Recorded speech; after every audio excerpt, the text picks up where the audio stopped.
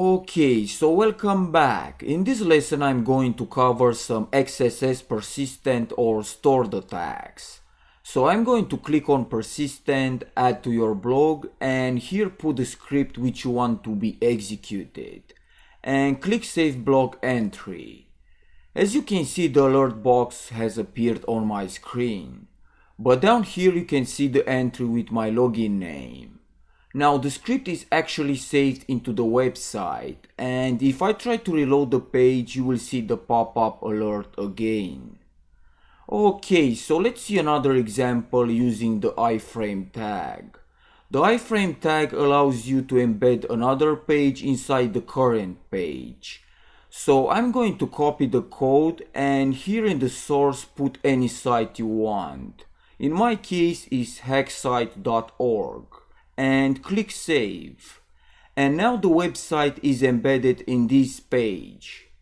The reason why this can be useful is that you can put a malicious link or a login form and steal the user information. A very effective way to steal the user information is by using session cookies, which the attacker can compromise the user account, because in the session cookie is stored the login information. So the user can enter and leave the website without having to re-enter the same authentication information over and over. To give you an example, I'm going to use another script to grab the session ID. As you can see, the pop-up box with the session ID for the username admin has appeared. At this point, I can log in as admin using the session cookie. So I already saved the cookie into a file, and let's switch to my Firefox, and the first thing you need to do is install Cookie Manager.